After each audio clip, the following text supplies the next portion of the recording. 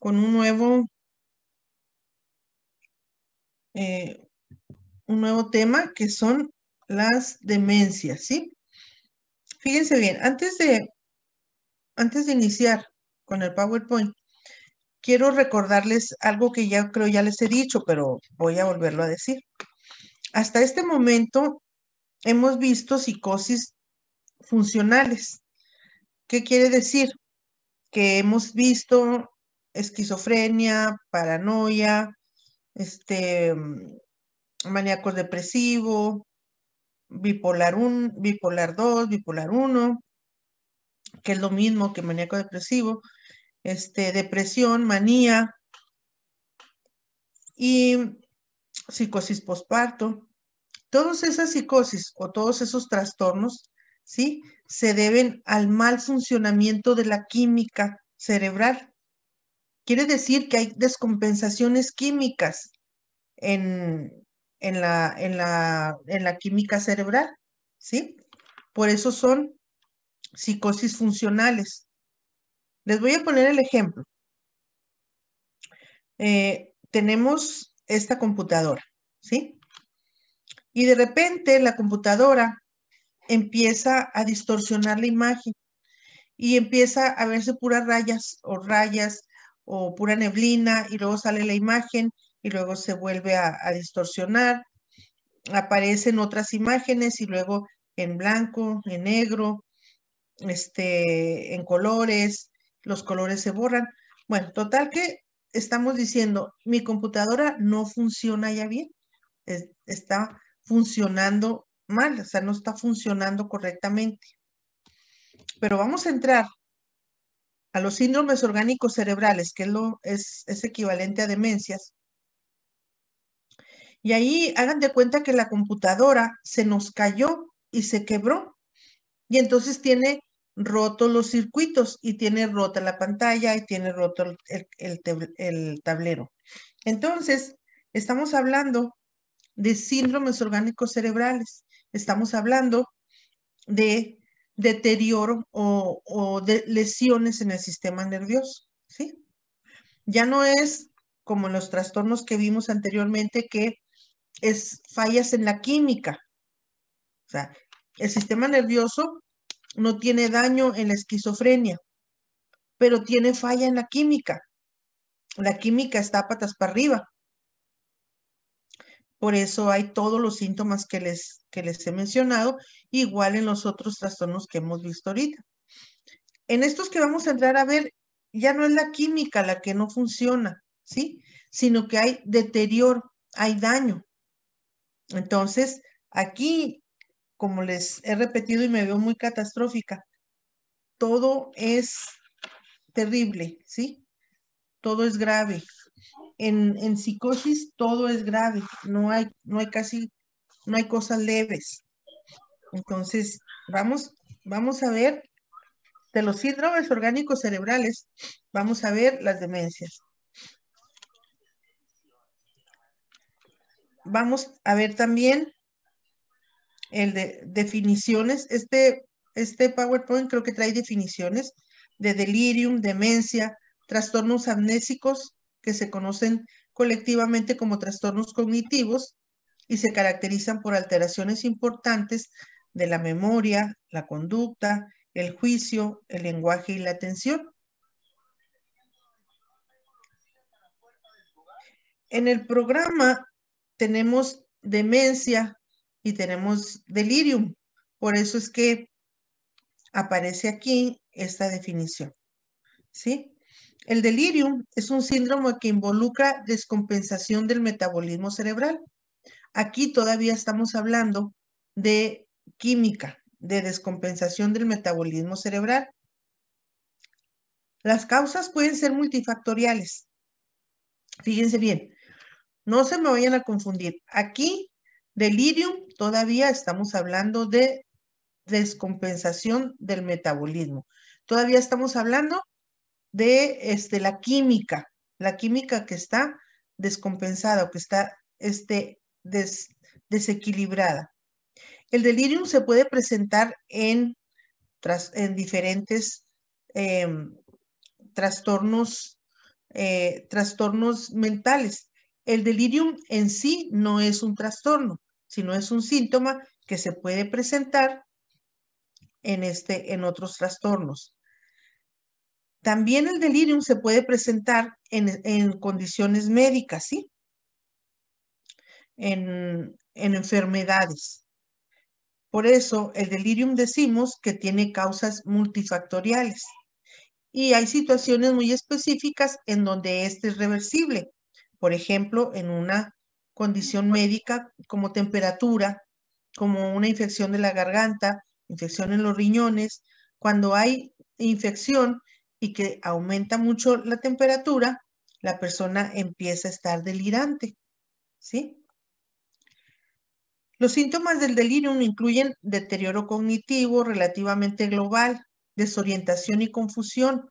En el delirio, un individuo tiene dificultades para concentrarse, para transferir y mantener la atención y para centrar su atención. Pueden ser evidentes varias emociones fuertes y cambiantes que no parecen relacionarse con los sucesos del entorno. El síntoma fundamental es el deterioro de la conciencia. Puede haber comportamiento inadecuado, impulsivo, irracional o violento. Hay labilidad emocional y puede haber alucinaciones. Les platiqué que cuando yo estuve muy enferma del COVID, me mantenía en un estado delirante por la fiebre, ¿sí? Tenía fiebre muy alta y por lo tanto mi conciencia estaba obnubilada. Entonces, yo no tenía, no estaba bien ubicada en qué tiempo era, en qué espacio, ¿sí? Porque mi conciencia no estaba clara. Desde luego tenía dificultades para concentrarme, o sea, estaba lo que se llama como atolondrada, atontada.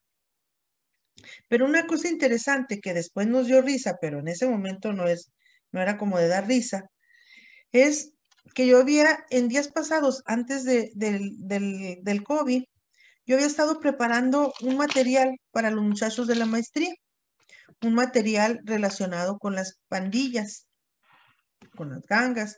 Y había estado trabajando, investigando, escribiendo, haciendo un PowerPoint, anotando entrevistas a pandilleros. Y entonces me menciona Dani, mi hija, yo no lo recuerdo.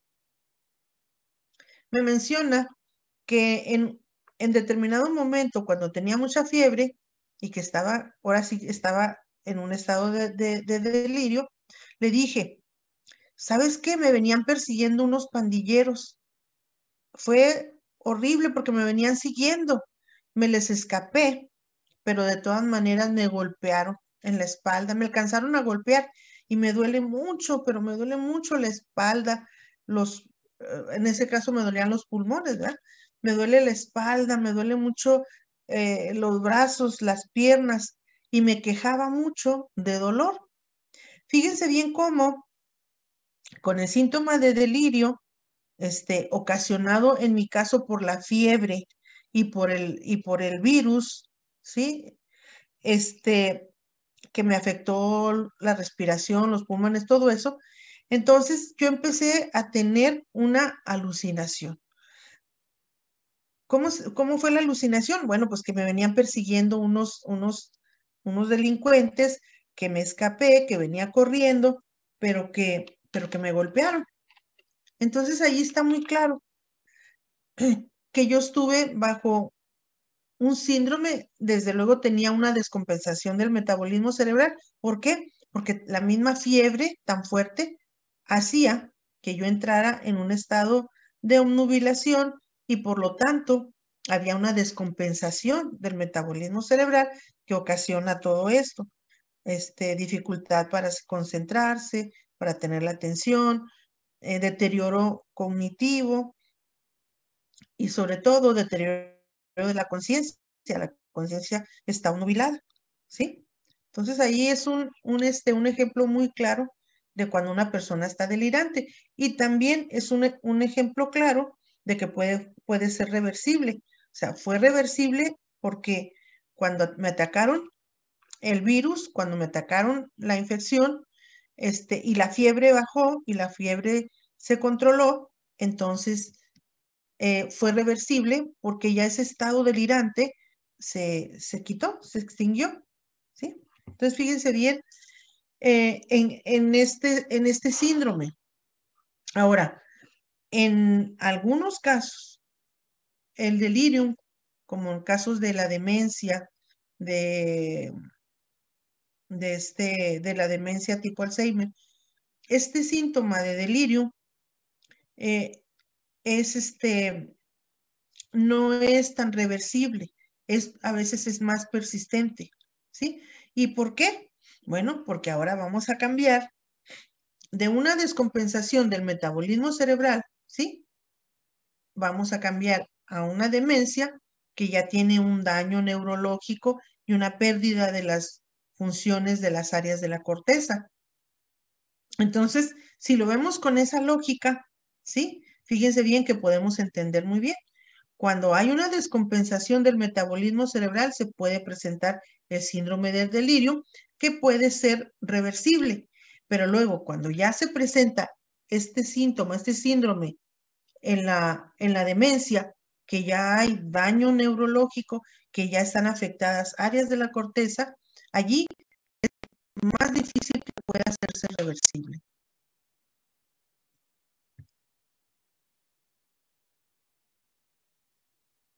Bueno, ¿hay alguna pregunta hasta aquí? Si quedó claro, vamos al diagnóstico diferencial. Los cambios en la demencia son más estables a lo largo del tiempo y no fluctúan en el transcurso de un día. Por eso, los pacientes con demencia están más alertas y los pacientes con delirium más obnubilados. Bueno, ¿qué quiere decir?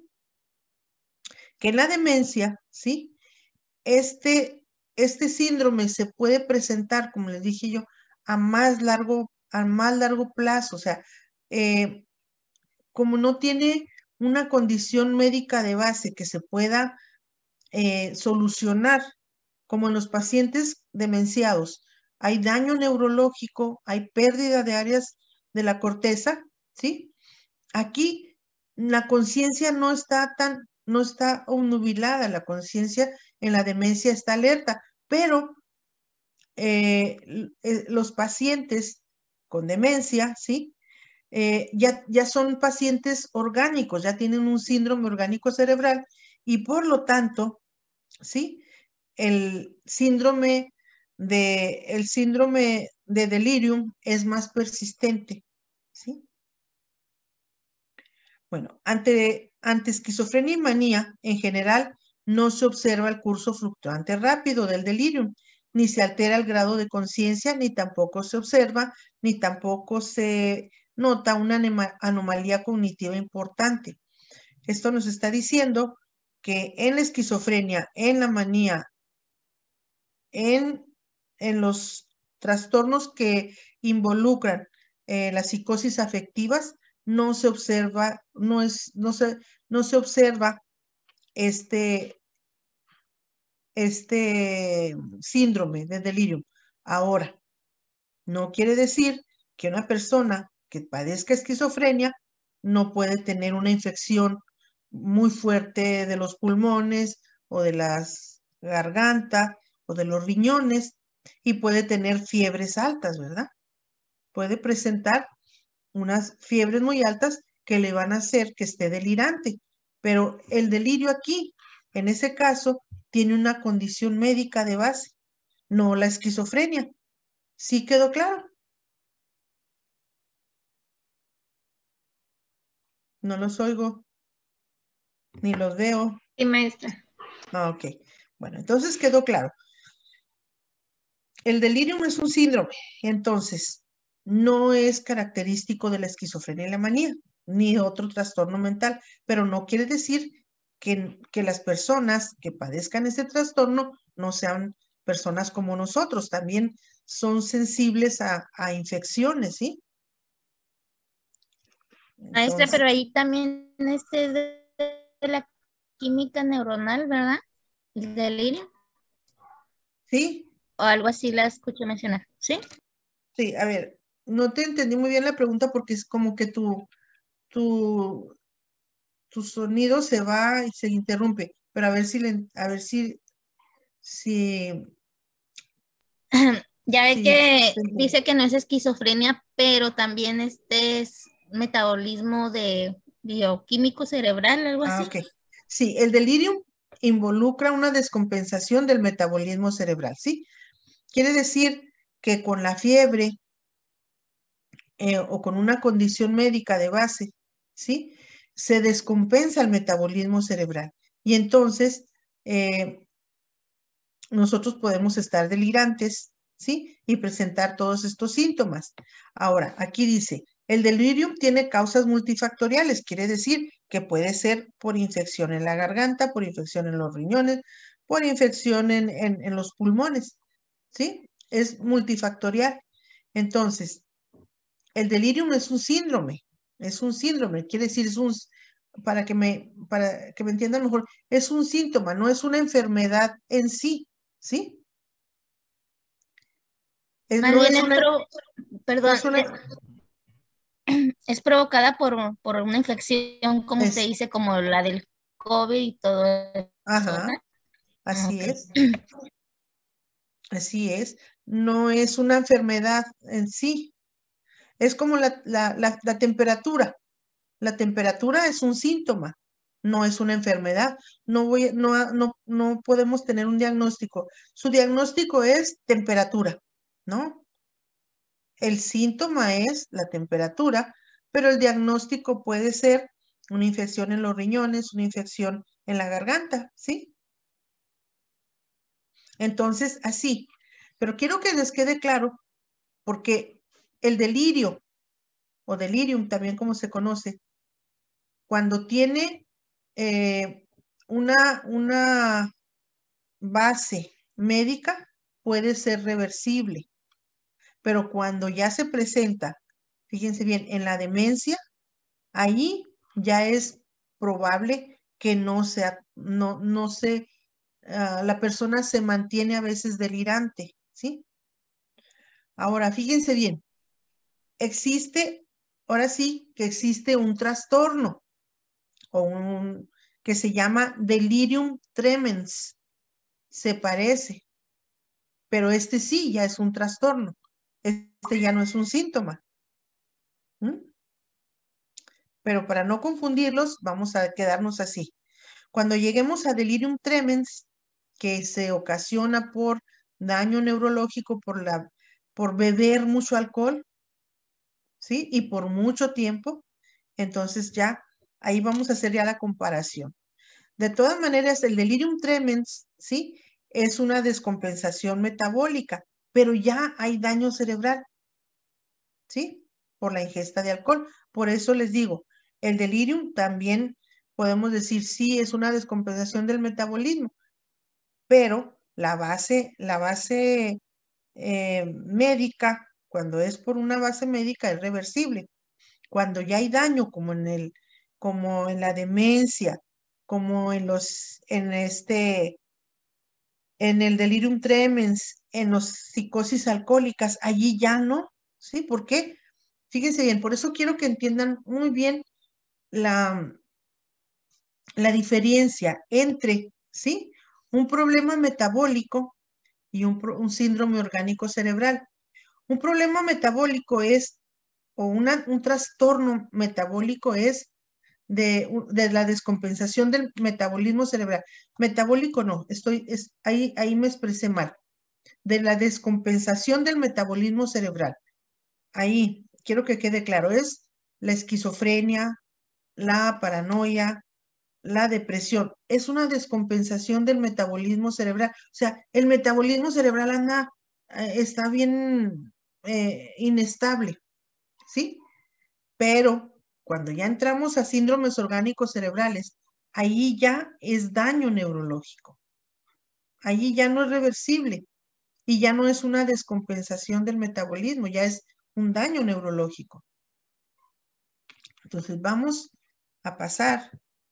Ya vimos este diagnóstico diferencial, ¿sí? En la esquizofrenia y la manía no se observa este síndrome, ¿sí? Como parte de la enfermedad, sino puede presentarse como cualquier persona que tenga una condición médica. Bueno, los criterios para el delirio son que, perdón, el criterio A, una alteración de la conciencia. Hay la disminución de la capacidad de atención al entorno, una disminución de la capacidad para concentrarse, mantener o dirigir la atención. Les puse mi ejemplo. Yo no recuerdo. O sea, ¿por qué no recuerdo? Primero, porque estaba alterada la conciencia. Y segundo, porque no tenía la capacidad para concentrarme y saber que enfrente de mí estaba mi hija, ¿sí? No tenía la capacidad para concentrarme, ni mantener, ni dirigir la atención.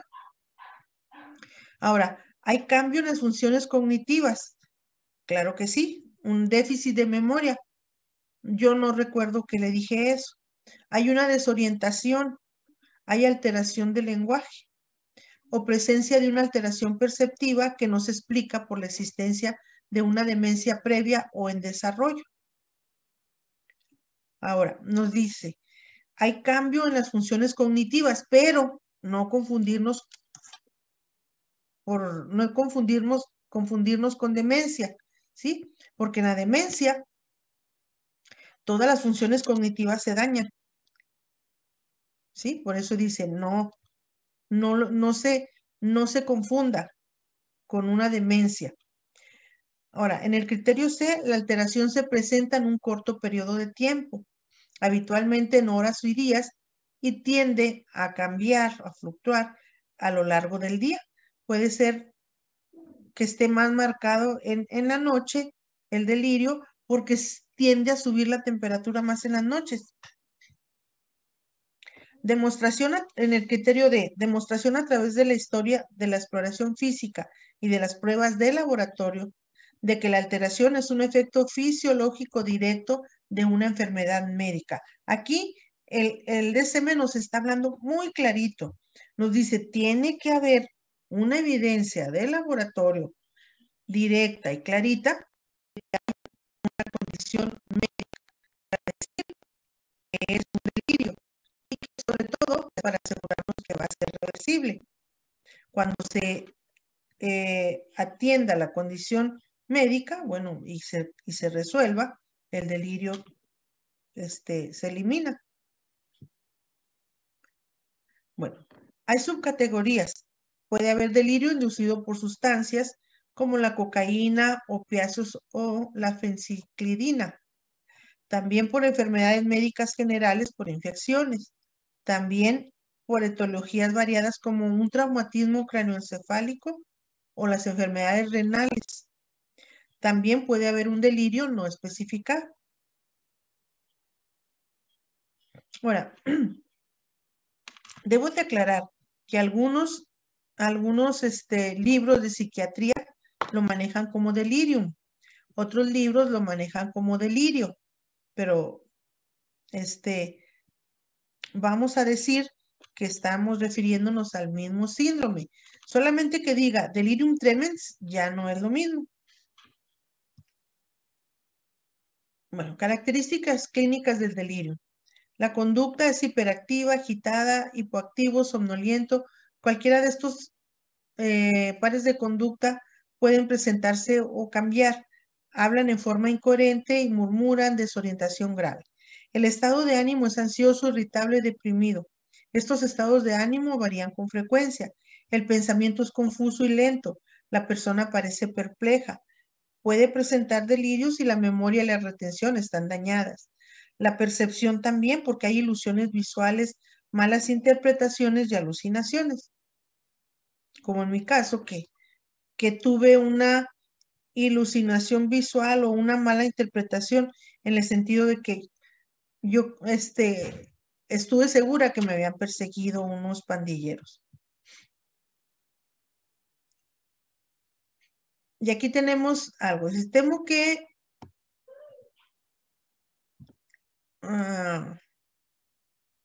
no alcanzo a leer ahí. A ver, Nora, ¿qué dice en el primer renglón?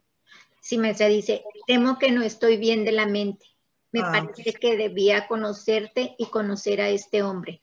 Sin embargo, tengo dudas, ya que soy sobre todo ignorante. ¿Qué lugar es este? Y toda la capacidad que tengo, no recuerdo estas prendas. Tampoco sé dónde me alojé anoche.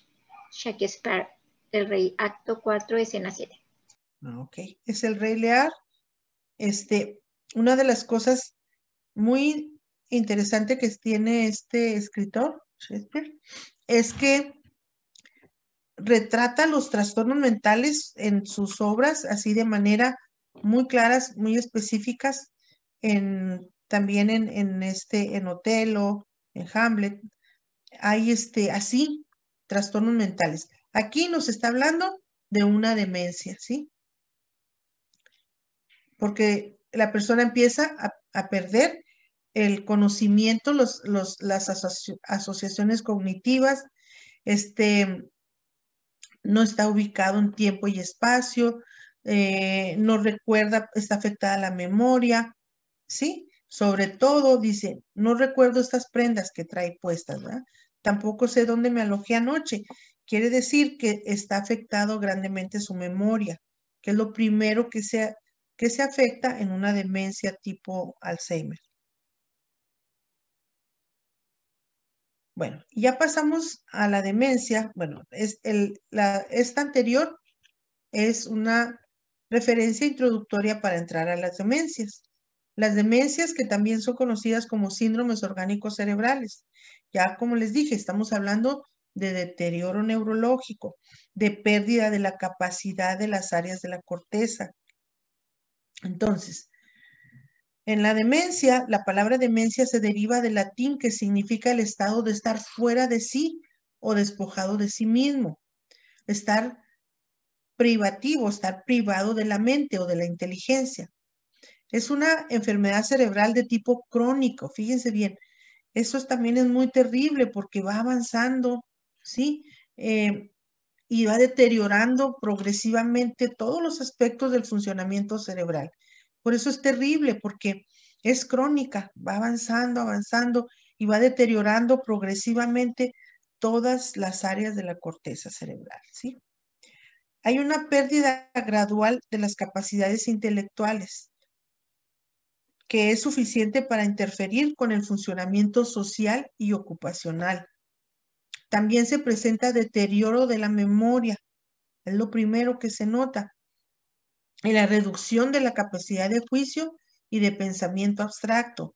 Hay pérdida del control de sí mismo, confusión, problemas motores y de lenguaje y cambios en la personalidad.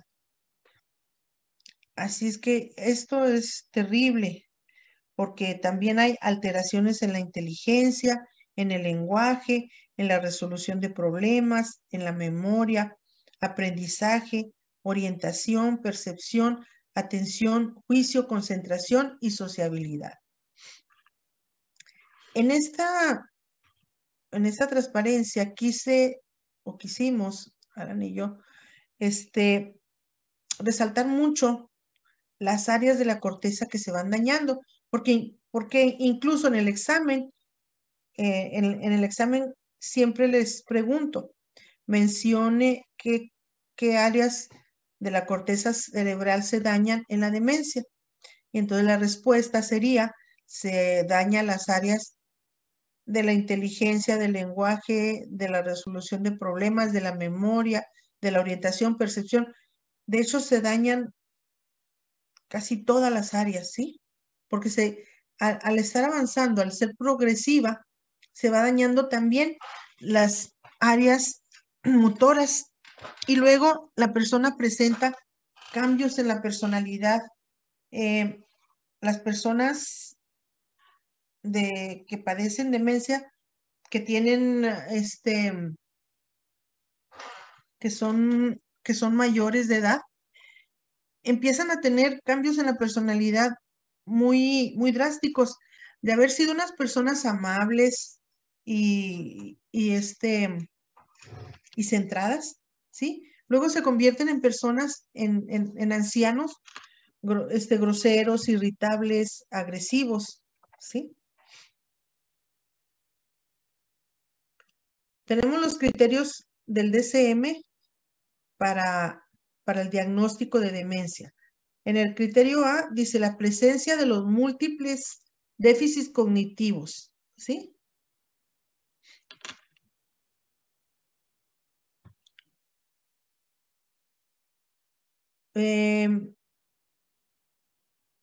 Se manifiestan de uno.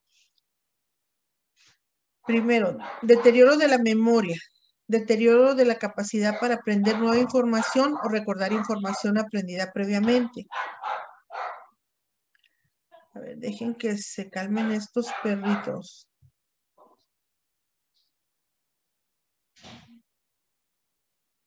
Ya, bueno. 2. Una o más de las siguientes alteraciones cognitivas. Afasia, que es alteración del lenguaje. Apraxia, que es el deterioro de la capacidad para llevar a cabo actividades motoras a pesar de que la función motora está intacta. Agnosia, que es el fallo de reconocer o identificar objetos, a pesar de que la función sensoria está intacta. Alteración de la ejecución.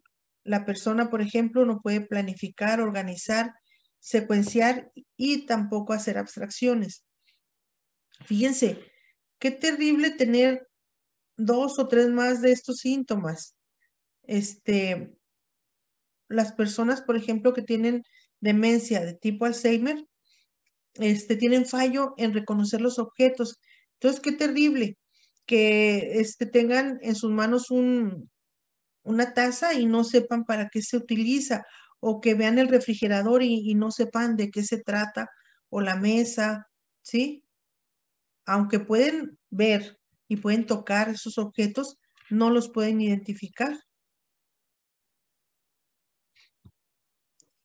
El criterio B nos dice que los déficits cognitivos en cada uno de los criterios A1 y A2 provocan un deterioro significativo de la actividad laboral o social y representan una merma importante del nivel previo de actividad. Desde luego que es algo muy, muy, muy deteriorante. Todos los criterios que vimos, el A1 y el A2. Y en el criterio C, el curso se caracteriza porque inicia gradualmente y el deterioro cognitivo es continuo. O sea, inicia poco a poco y luego así va avanzando, continuamente.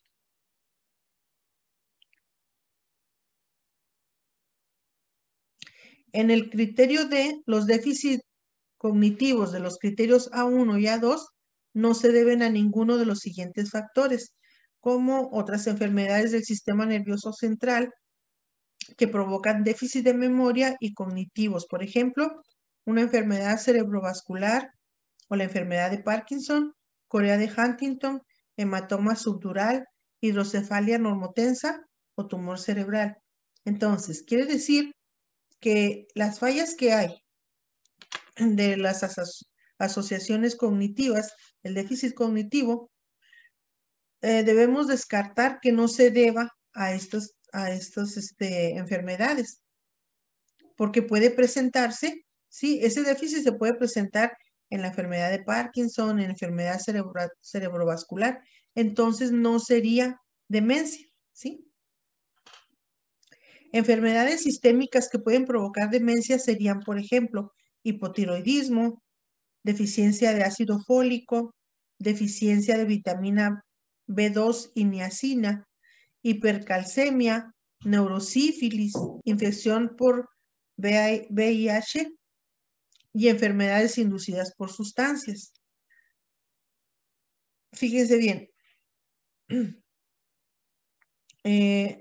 en las deficiencias también de vitamina de B2 y niacina, ¿sí? Puede provocar demencia. Yo le pregunté a un médico, bueno, por ejemplo, en el caso cuando hay deficiencias de las vitaminas, como en este caso B2 y la niacina, o en el caso de la psicosis Korsakoff, que es de la vitamina B12, digo, ¿no se solucionaría inyectando grandes dosis de vitamina? Entonces el médico me contestó, no, Marta, porque lo que pasa es que el hígado o los responsables de metabolizar las vitaminas no están funcionando. Y entonces hay esa deficiencia de vitaminas. Dice, y aunque pongamos dosis masivas de esa vitamina, se van a desechar en la orina, no se procesan. Lo que se pierde también es la capacidad de procesar las vitaminas. Bueno, los déficits no aparecen exclusivamente en el transcurso de un delirio, ¿sí? Esto tenemos que, estos son los criterios de exclusión, el E y el F. En el criterio F es la alteración no se explica mejor por la presencia de otro trastorno del eje 1, por ejemplo, trastorno depresivo mayor o esquizofrenia. ¿Sí? Recuerden el DSM y cómo nosotros hacemos el diagnóstico multiaxial. O sea, si en el eje 1 se encuentra un trastorno depresivo mayor o esquizofrenia, entonces allí el diagnóstico principal sería esquizofrenia o en su caso depresivo mayor, no demencia. Bueno, vamos a ver las demencias, los tipos de demencias.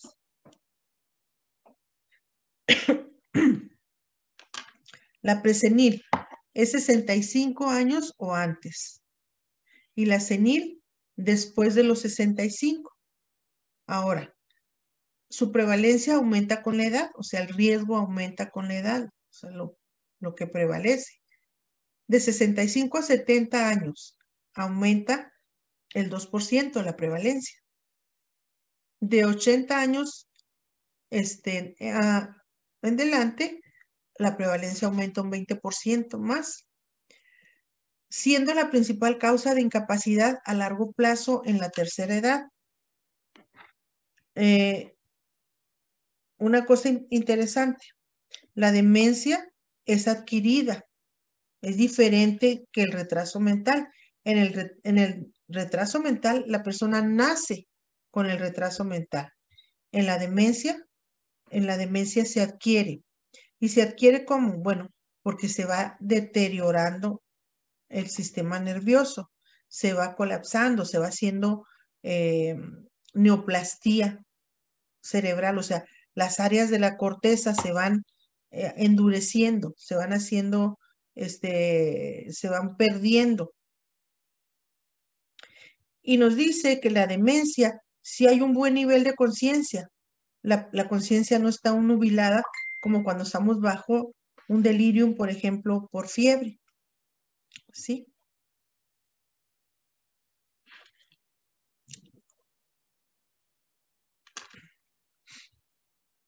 ¿Qué sucede en la demencia? El pensamiento se vuelve empobrecido, concreto, perseverante.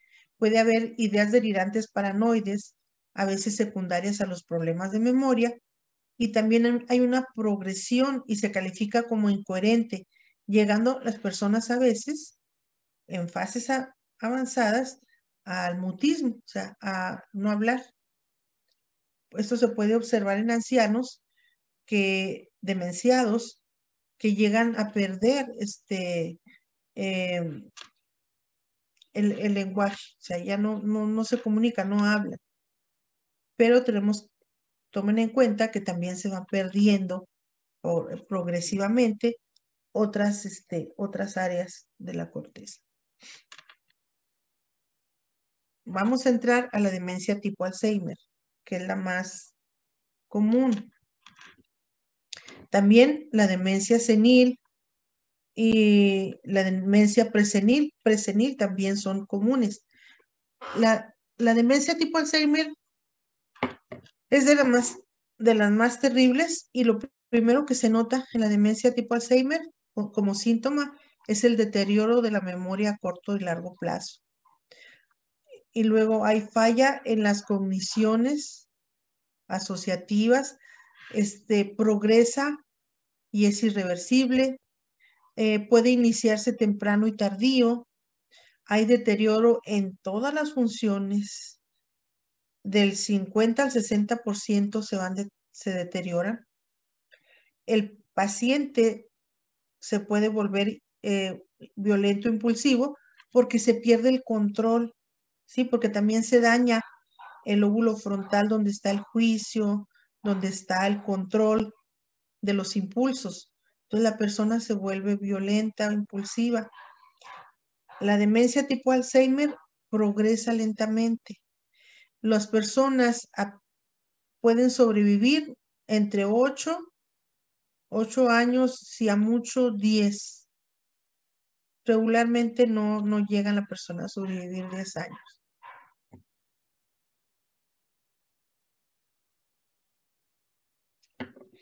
También se pueden presentar ideas delirantes, de robo, de sospecha. Hay una dependencia, la persona pierde la capacidad para vestirse, comer, para hacer tareas, para trasladarse, para caminar, porque hay un deterioro de la corteza cerebral, se atrofia, porque hay ensanchamiento de los surcos cerebrales.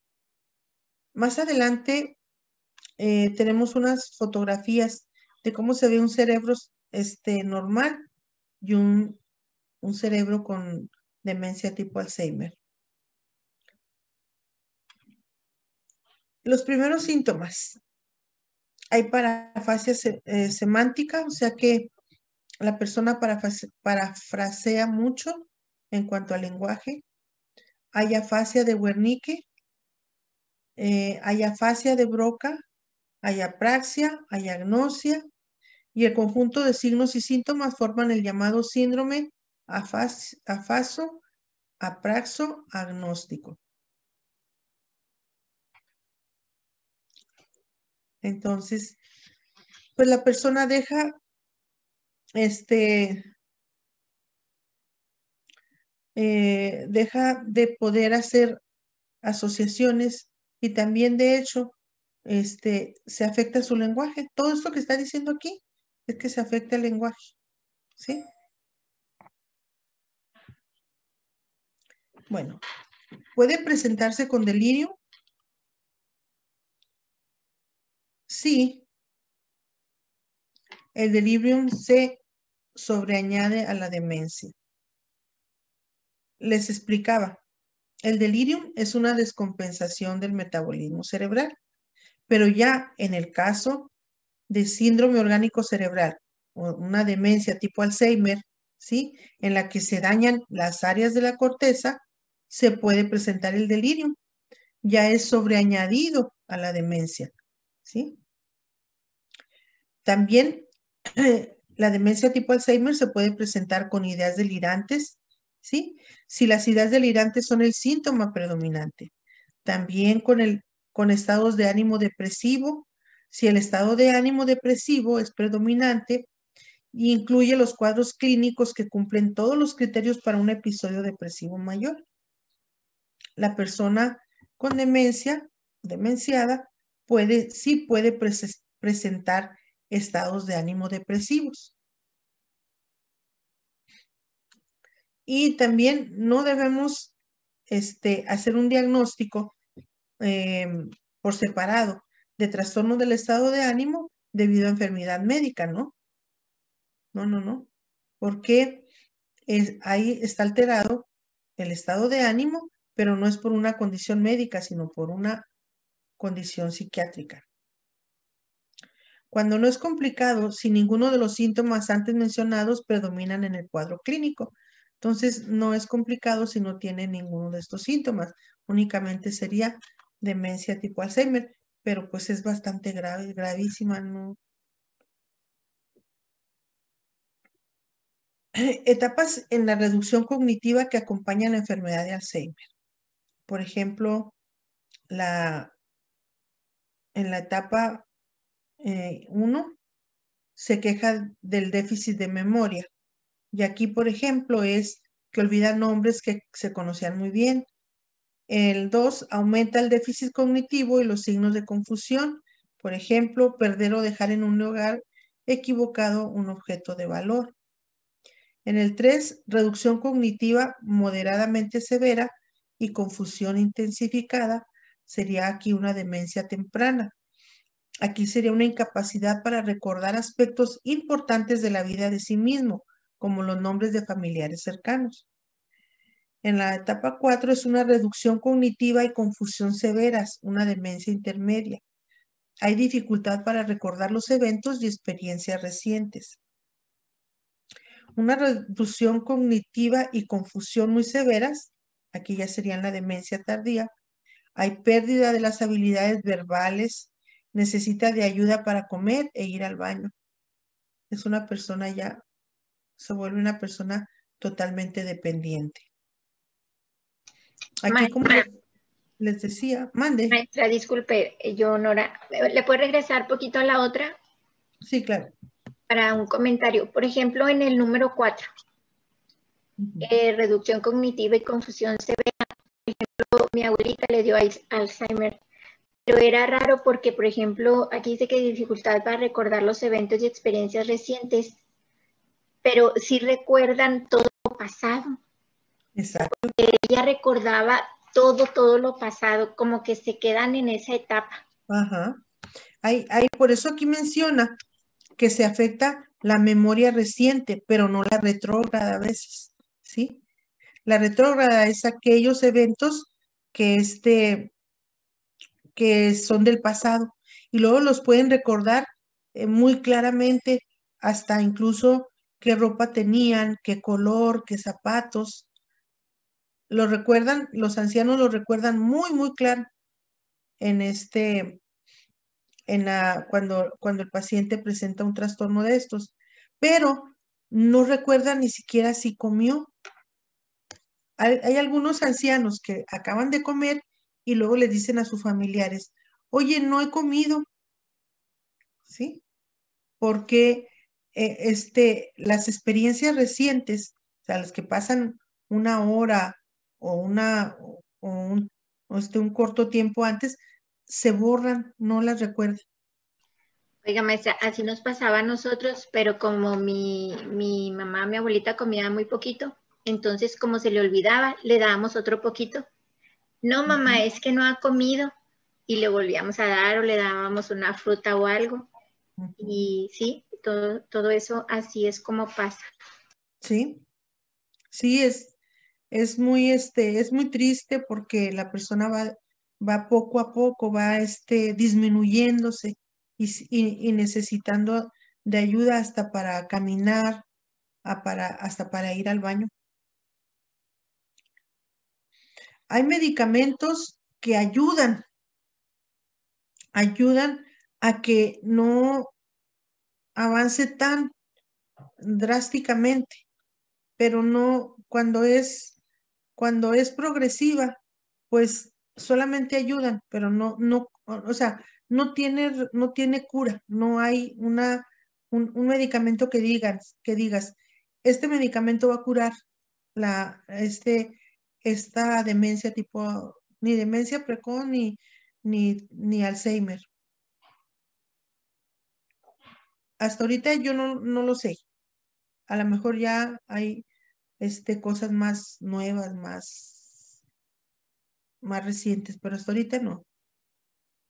Bueno, les decía que esta es la comparación de un cerebro normal. Aquí están las áreas de la corteza, ¿sí?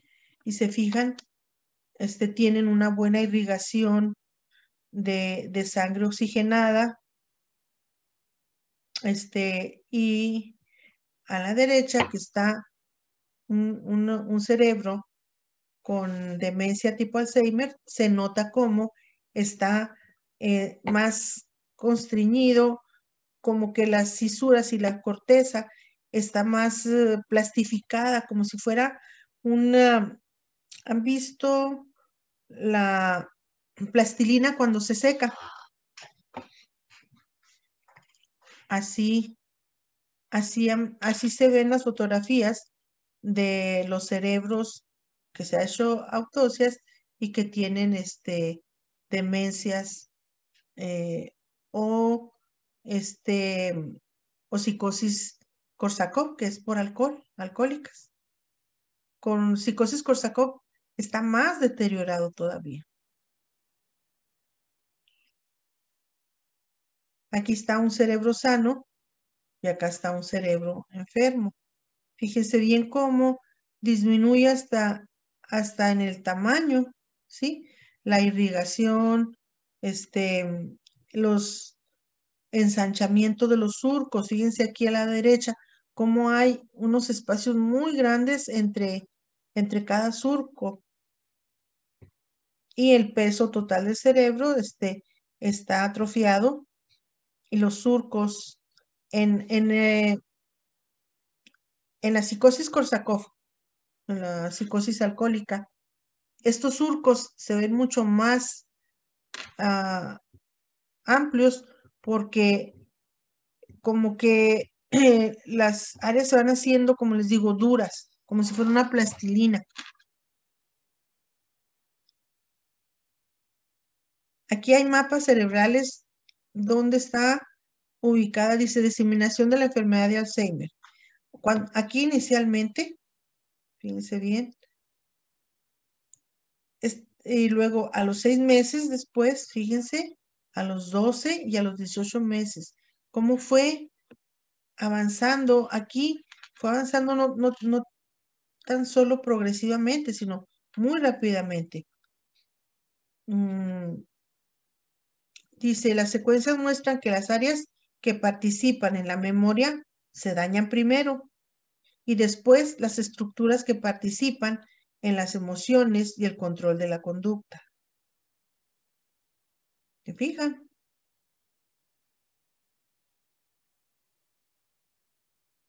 Ok. Vamos a pasar a otro tipo de demencia, que es la demencia vascular. Ok. Voy a regresarme a esta lámina donde ustedes pueden ver el cerebro sano, ¿sí? Se ve como infladito. ¿Por qué?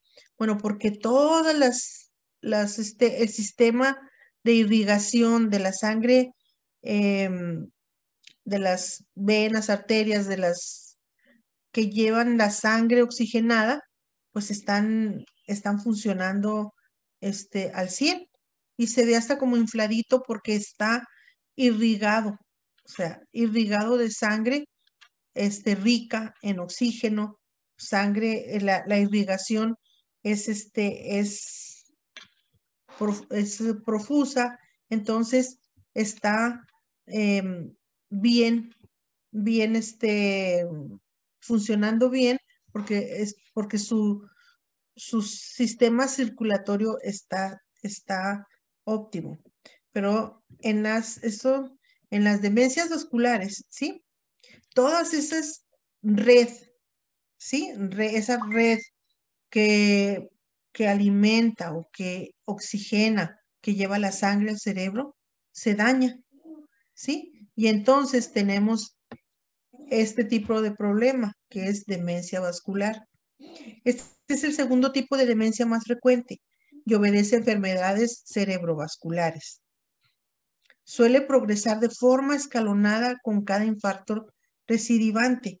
Aquí, como no llega la suficiente irrigación al cerebro, como las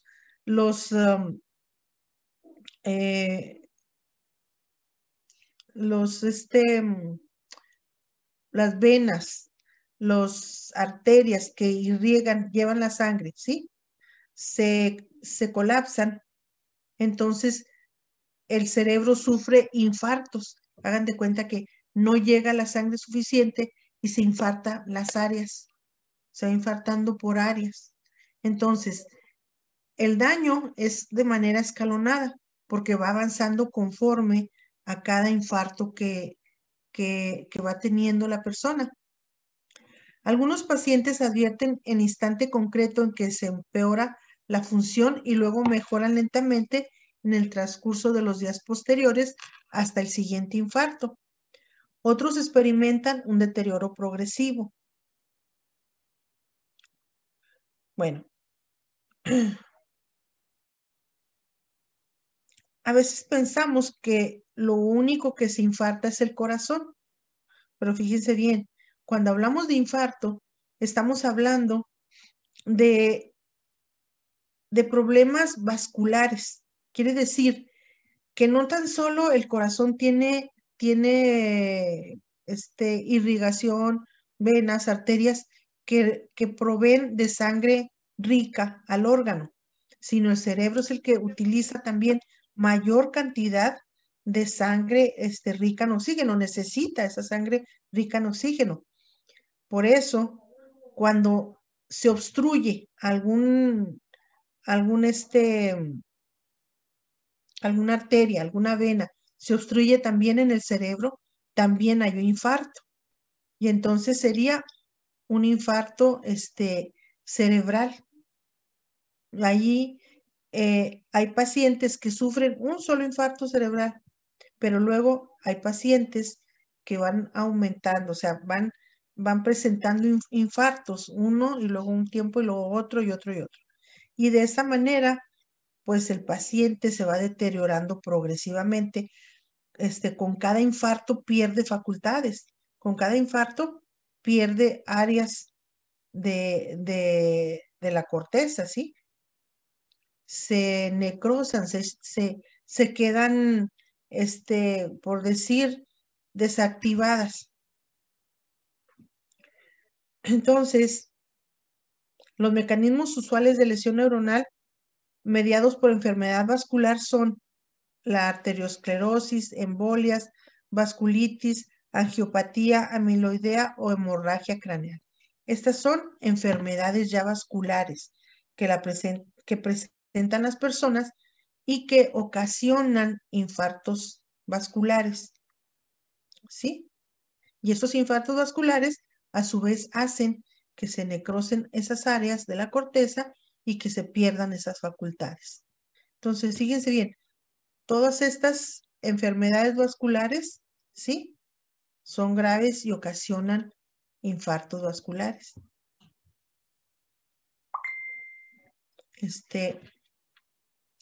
Infartos vasculares en las áreas de la corteza cerebral.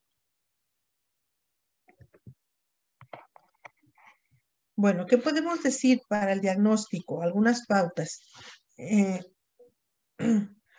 cuanto a las demencias vasculares, ¿sí?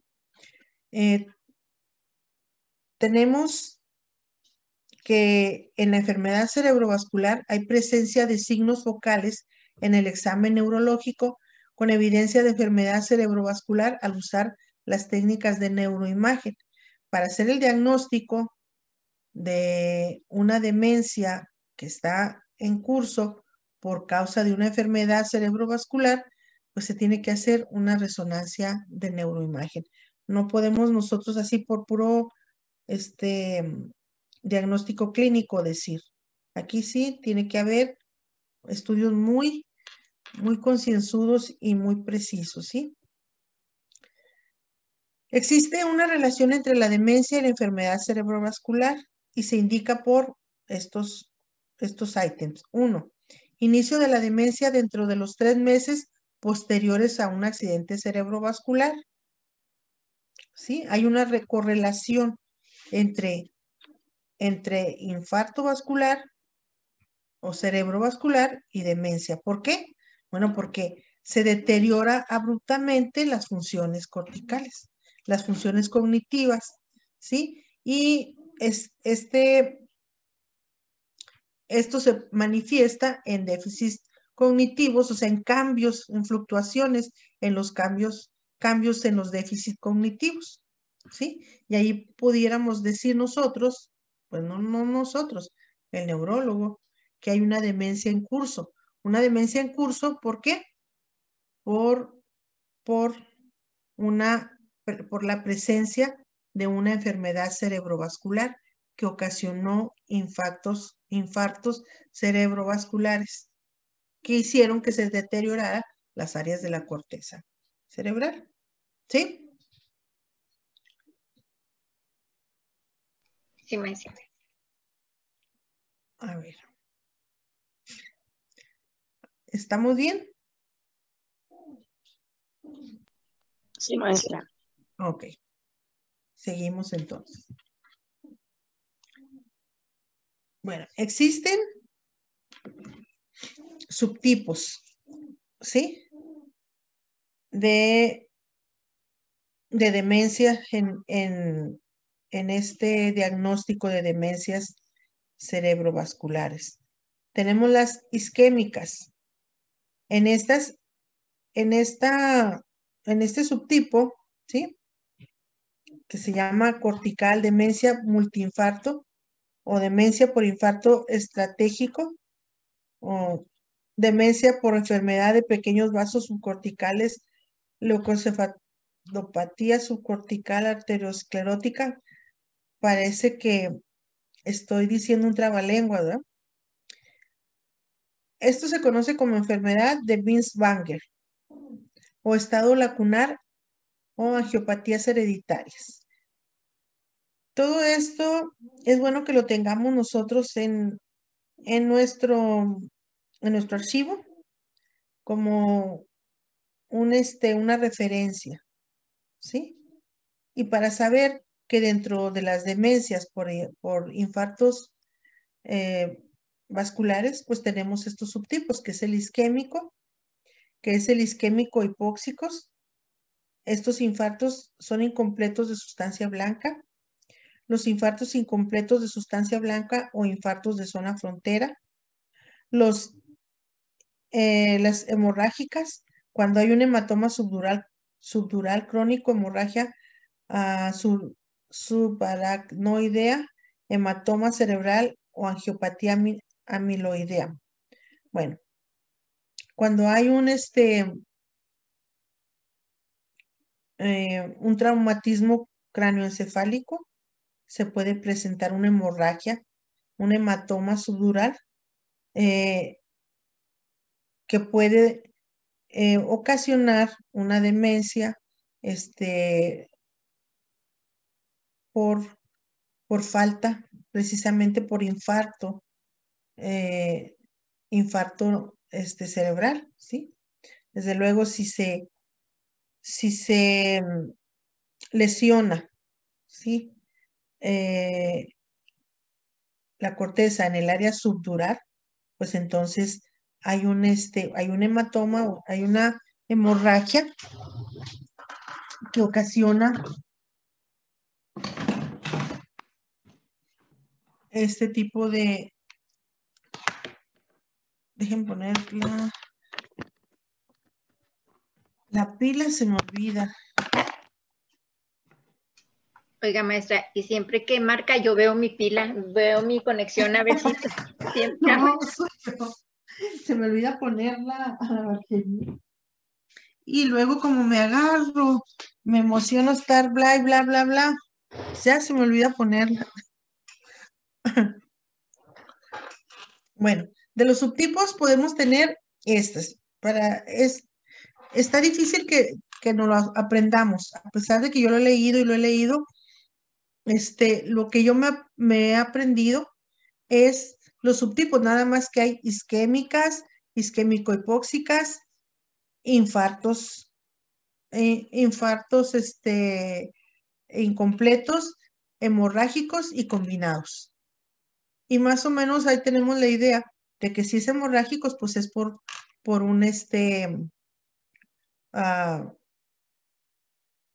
una lesión craneoencefálica, ¿sí? ¿Por qué? Bueno, porque ya la lesión llega hasta el área subdural de la corteza cerebral.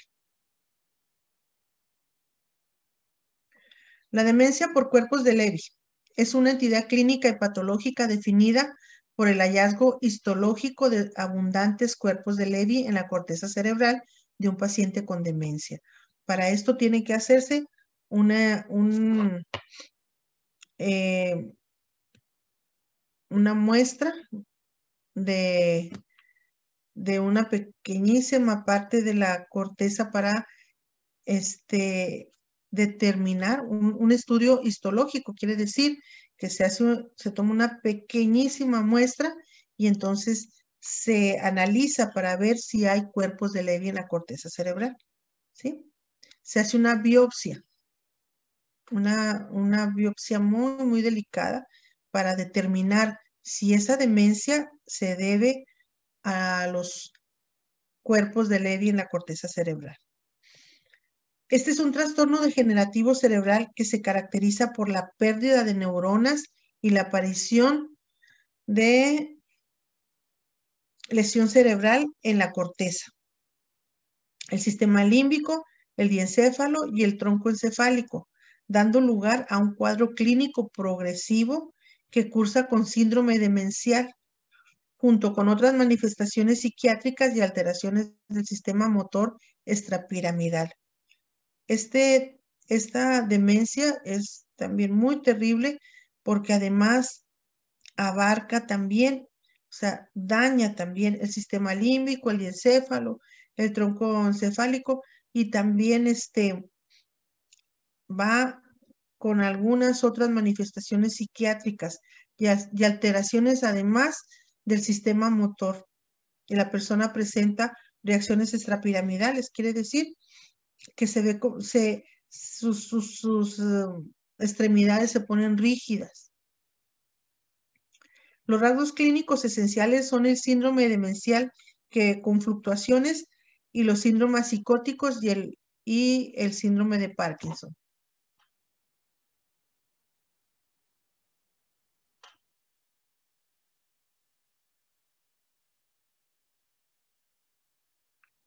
Los tipos de patología son afectación nigroestrial, produciendo los trastornos motores propios de la enfermedad de Parkinson. La afectación cortical y del sistema límbico y en menor medida del tronco cerebral, dando lugar a síndrome demencial y trastornos neuropsiquiátricos con Parkinson leve, típicos de la demencia. Esta es la demencia por cuerpos de Levy. ¿Sí? Cuando vean aquí, demencia CL es una demencia por cuerpos de Levy. ¿Sí? Estos son las características.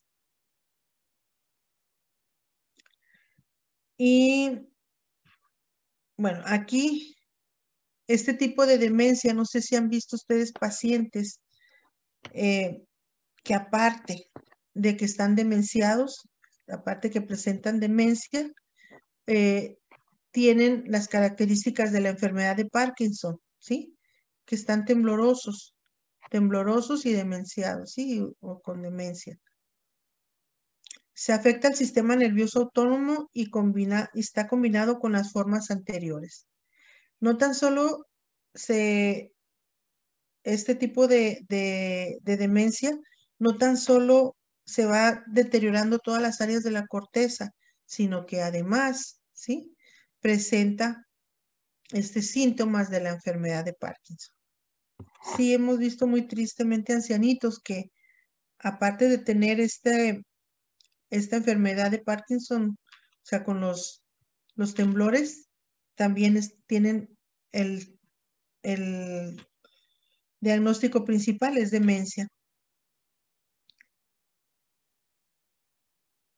Bueno, tenemos otros tipos de demencias debido a enfermedad por VIH, demencia debido a traumatismo craneal, como les dije ahorita, porque con un traumatismo craneoencefálico que llegue hasta la subdural puede ocasionar demencia porque se pierden áreas de la corteza. Demencia debido a enfermedad de Parkinson, como les dije ahorita, debido a enfermedad de Huntington, a enfermedad de Pick, a enfermedad de Creutzfeldt-Jakob y demencia debido a enfermedad médica. Aquí puede ser una enfermedad médica que no hayamos enumerado antes, por ejemplo, cuando hay un tumor, cuando hay hidrocefalia, cuando hay hipotiroidismo, deficiencia de vitamina 8 o de 2 y radiación intracraneal. Puede haber este tipo de demencia y con esto queda cubierto los síndromes orgánicos cerebrales en relación a la demencia. Ya vimos en este PowerPoint, vimos delirio y demencia.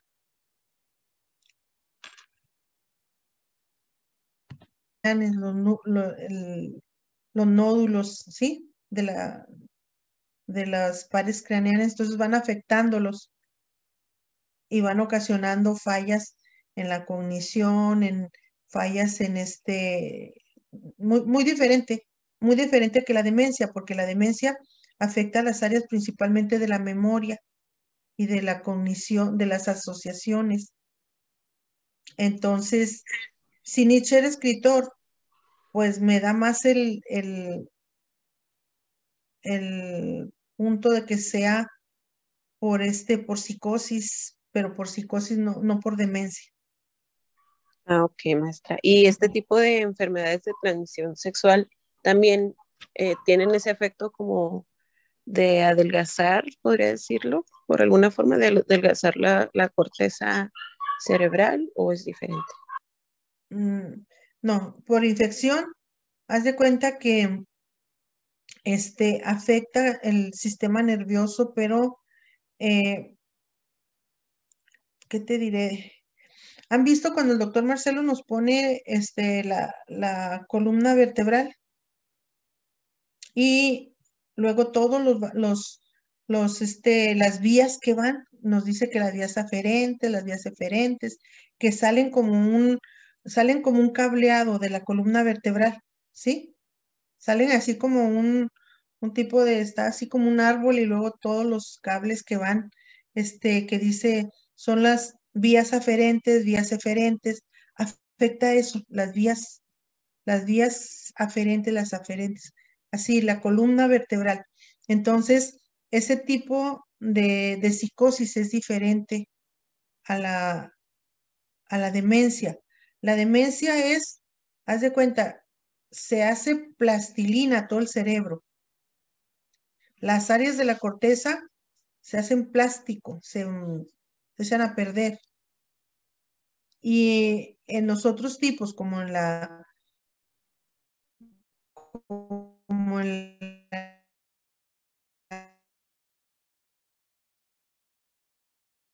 el,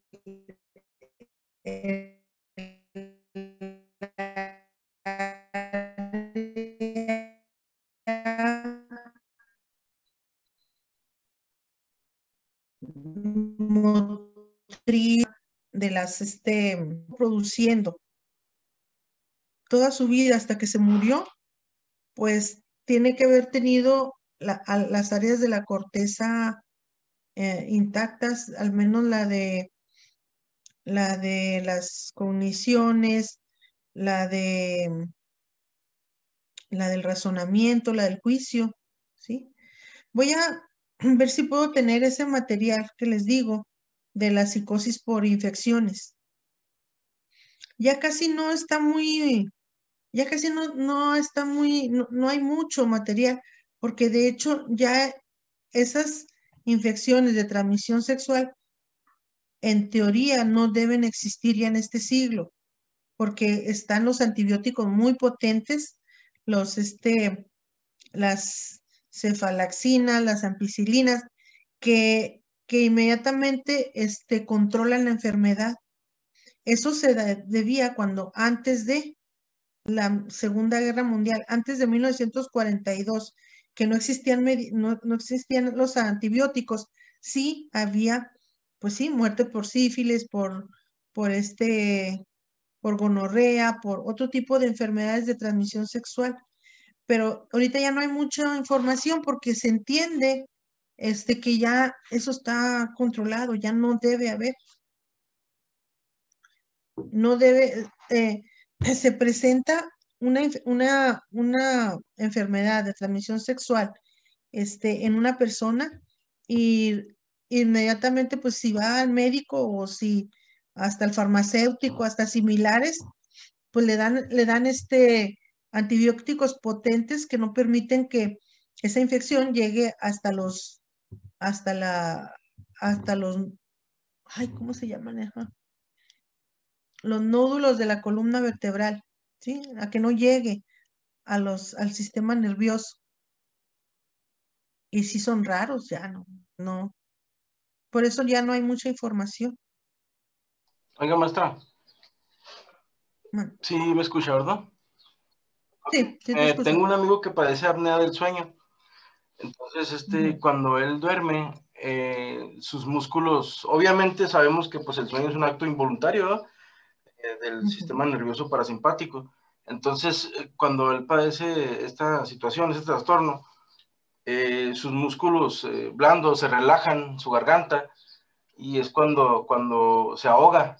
Entonces, lo que yo quería preguntarle es que, por ejemplo, el diagnóstico que le dieron a esta Nora, a su abuelita, que se le olvidó respirar, eso de que se le olvidó respirar, ¿no es algo así relacionado a un paro respiratorio o a un acto involuntario sobre los músculos blandos? ¿O realmente tiene algo que ver el cerebro ahí con el sistema nervioso parasimpático para que se le haya olvidado respirar si es un acto involuntario? Bueno, tu pregunta está muy bien, está muy buena. Si vamos a tratar de desmenuzarla de manera lógica. Si en la demencia se van afectando todas las áreas, ¿no? Todas las áreas de control, vamos a decir, de que se afecta el área de las cogniciones, la persona ya no logra hacer asociaciones, de la memoria, ya no logra recordar, del lenguaje, se le dificulta hablar, se le dificulta reconocer los objetos. Y cuando ya llega a la fase más avanzada, lo que sucede es que el sistema nervioso, a ver, controla todas las funciones, todas las funciones, ¿sí? Las, el, el- el sistema eh, simpático y el parasimpático, la, controla la respiración, controla el ritmo cardíaco, la temperatura. Pero entonces, si ya todo eso se daña, ¿sí? Entonces ya el organismo no respira, no está dañado, no respira, no manda, el sistema nervioso ya no manda el flujo de sangre que debe mandar al corazón. El ritmo cardíaco también está controlado por el corazón. El, las suprarrenales que controlan los riñones también. Entonces, se colapsa todo el organismo. En el caso de la apnea del sueño, ¿sí? Como que tiene otros mecanismos, ¿sabes? ¿Sí? Allí no es que sea, vamos a decir, un daño de la corteza. Claro que a las personas que tienen así muy grave la apnea del sueño, les tienen que dormir con una máquina que les hace que no vayan a tener un paro cardíaco, porque lo que se suspende es la respiración, ¿sí? Vamos a decir, el movimiento. Sí, se ahogan muy feo. Ujú. Yo, hay que investigar más para poderte contestar con más certeza, Abel. Sí, porque así pues no despejé tu duda muy No, clara. lo que pasa es que me llamó la atención porque dije, pues si este chavo está muy joven para poder tener ese tipo de problemas así, cerebrales, ¿verdad? De que no le esté mandando el cerebro al sistema nervioso parasimpático la orden de que respire, ¿verdad? Entonces dije, se me hace muy raro, o sea, lo puedo entender de una persona muy mayor, pero de un joven se me hizo así como que se me hizo muy extraño, entonces por eso dije, voy a preguntar a ver qué pasa ahí. Sí, sabes que vete allí a Google sobre la apnea del sueño. Ahí te vas a explicar este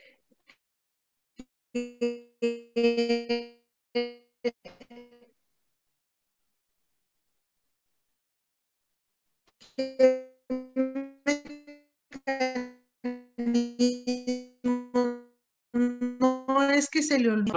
Se me hizo muy extraño, o sea, no sé, como que no. Es que tal vez no aplicamos bien el concepto eso de que se olvidó. Sí, tal vez no aplicamos muy bien el concepto, Nora y yo, en cuanto a que se le olvidó respirar. No es eso, es como que deja ya de funcionar esa. Haz de cuenta, es como una conexión.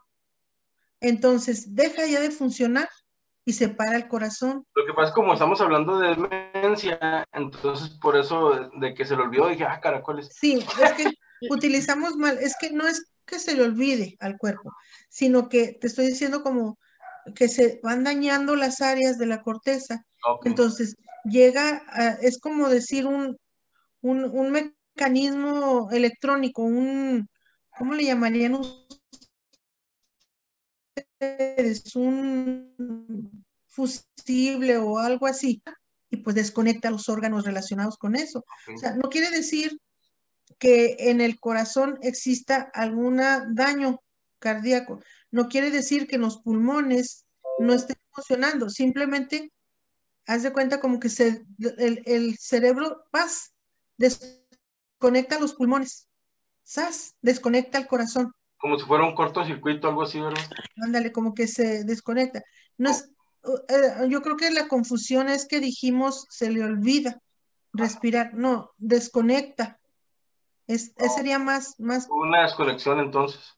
Maestra. Ajá. Como que desconecta las funciones, ¿no? Porque creo que hasta la función de deglución se llama. Deglución, ajá. Ajá. Sí, pues, hasta eso se les olvida y puede haber como una broncoaspiración de saliva, de alimentos, exacto, de lo que sea, por eso se mueren. Exacto. Pero sí porque se desconecta pues como el circuito de respirar o de... La apnea se relajan los músculos de la garganta. Valeria utilizó una palabra, el circuito, ¿sí? Como que se desconecta el circuito. A ver, déjenme hablar a Belén. ¿Qué nos querías decir, Belén? Bueno, yo lo que quería decirles es que en ese momento yo sobreentendí que el doctor nos hizo en un lenguaje muy, bueno, que nosotros entendiéramos, porque obviamente no éramos médicos, de lo que había pasado con mi mamá, pero quiero tratar de entender, obviamente, que sus funciones de supervivencia en ese momento dejaron de funcionar. ¿Sí? Entonces es cuando el cerebro pues ya no te manda esas señales y obviamente hay una desconexión total de todo lo que son los pares craneales y todo. O sea, tu cerebro deja esa área de funcionar. En otras palabras, su abuelita tuvo un paro respiratorio. Yo digo que sí. Exactamente. Se desconecta. Mira, la palabra que nos puede ayudar más es se desconecta, porque ya no hay esa conexión entre las áreas de la corteza y el cuerpo. Haz de cuenta que los pulmones están bien, el corazón puede estar bien, pero se desconecta, ¿sí? Muy bien, gracias, maestra. Comprendí. Y ve más sobre la apnea del sueño. Allí no es que se desconecte, sino que hay una irregularidad en la respiración. Lo que estuve leyendo de la apnea es que se relajan los nervios, los músculos de la garganta, por eso es que se cierra. Hay una irregularidad allí, pero no es que se desconecte del cerebro. Sí. Gracias, maestro. No, por nada. Bueno, ya ven, entre todos ya logramos aclarar eso. ¿Hay alguna otra pregunta más? Bueno, entonces nos vemos la próxima semana con el favor de Dios. Vendría siendo, a ver, déjenme decirle, a ver, espérenme. La próxima semana tenemos clase con usted, maestra, el martes, el jueves y el viernes. A lo mejor el martes. Bueno, yo les mando un aviso, porque Nora, no sé si Dani se va a casar el martes. El lunes va a ir a la corte, pero va a ir por la licencia.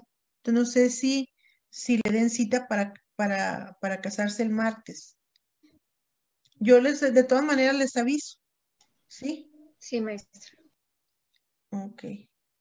De todas maneras, no se preocupen, tenemos tiempo, nos queda un tema nada más.